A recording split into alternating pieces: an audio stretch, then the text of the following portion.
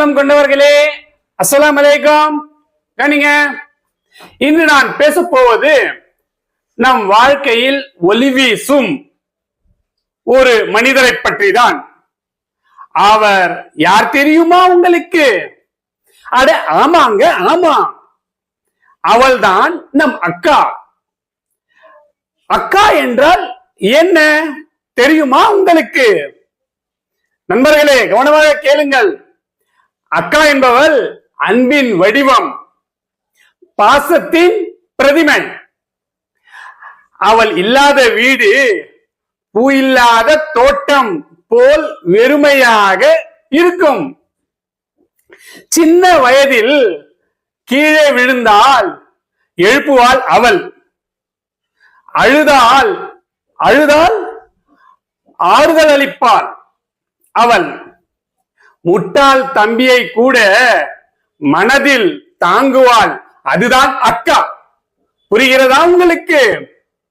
இன்னும் கேளுங்கள். அண்ணன் தங்கை ஒரே தாய், அக்கா தம்பி ஒரே பாசம். இந்த பழமொழி அவளது அருமையை சொல்லி காட்டுகிறது.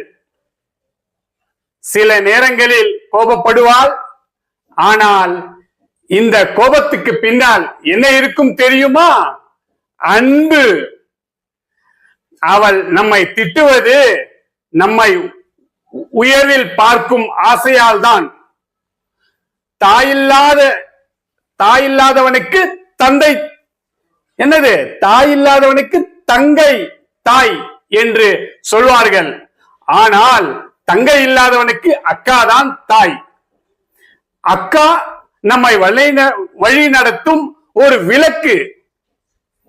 அக்கா நம்மை வழி நடத்தும் ஒரு விளக்கு. அவள் சொல்வது எப்போதும் அனுபவத்தால் உருவான வார்த்தைகள். அவள் கூறும் அறிவுரை கற்றது கைமண்ணளவு, கல்லாதது உலகளவு.